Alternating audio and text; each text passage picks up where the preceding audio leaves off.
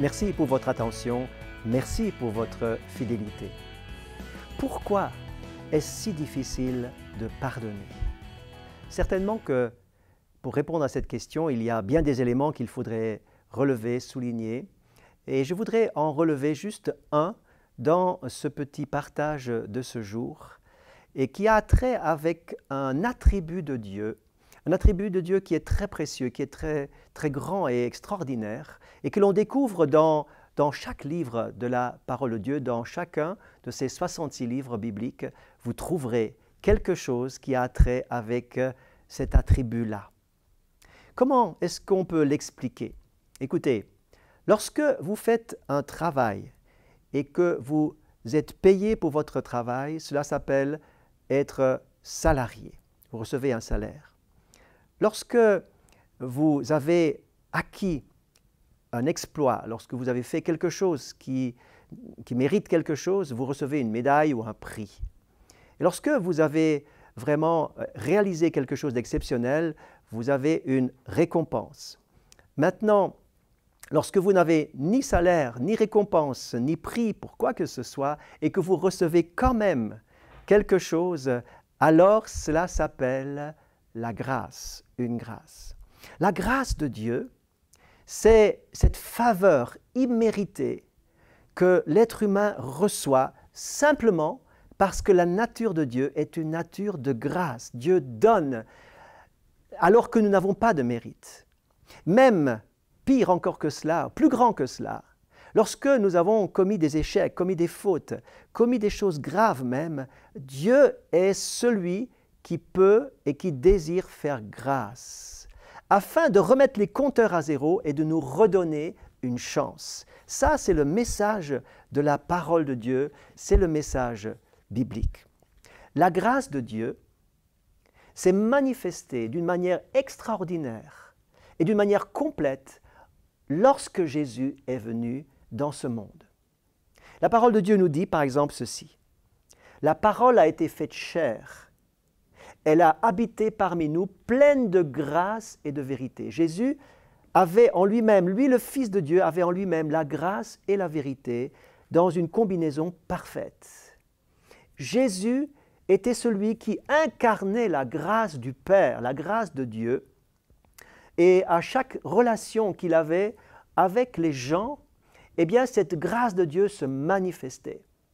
Alors que les gens autour de lui, et surtout les pharisiens, s'attendaient à ce que Jésus applique la loi, que le mal soit puni, que le mal soit jugé selon la loi, eh bien Jésus faisait grâce. Pourquoi? Parce que lui-même allait payer la facture, allait lui-même payer le prix, allait encaisser le jugement lui-même lorsqu'il va mourir à la croix du Calvaire. Il va payer, car il ne faut jamais oublier ceci: la grâce ne nous coûte rien, mais elle coûte quelque chose à quelqu'un d'autre. Elle coûte cher à celui qui va payer à cause de la justice qu'exige la justice de Dieu. La vérité, la justice de Dieu doit être accomplie. Et Jésus va à la croix du Calvaire réconcilier en lui-même, accomplir en lui-même la justice de Dieu. Il va payer le prix de tous nos péchés, de tous nos forfaits, de tous nos maux et de toutes nos maladies. Il va payer ce prix par ses souffrances et son agonie et son martyre à la croix, et en échange, il va nous permettre de trouver grâce dans tous nos besoins et de connaître le Dieu qui fait grâce, le Dieu qui fait grâce. Maintenant, il y a un texte qu'il nous faut ajouter dans cette compréhension de la grâce de Dieu et qui nous ramène au pardon dont je parlais en introduction. Par exemple, dans Colossiens, l'épître de Paul aux Colossiens chapitre 3, il nous est dit au verset 13 « Supportez-vous les uns les autres, faites-vous grâce réciproquement. Et si quelqu'un a à se plaindre d'un autre, comme Christ a fait grâce, ou comme le Christ vous a fait grâce, vous aussi faites-vous grâce réciproquement. » Donc en fait, il n'est pas si simple de pardonner. Il n'est pas toujours si simple de se faire grâce. Et pour illustrer ça, Jésus va utiliser une image, une histoire que vous trouvez dans Matthieu au chapitre 18. C'est l'histoire intitulée souvent dans nos Bibles par le serviteur impitoyable. En fait, un roi veut que ses serviteurs rendent compte.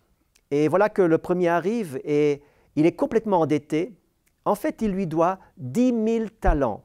Et pour nous, aujourd'hui, cela n'a pas grande signification, mais que représentait vraiment un talent à l'époque? Eh bien, cela représentait soit 40 à 50 kilos d'argent ou encore 80 à 100 kilos d'or. Ça, c'était un talent. Donc, imaginez 10 000 talents, cela représente environ, on va dire, 900 tonnes d'or, si on calcule en or.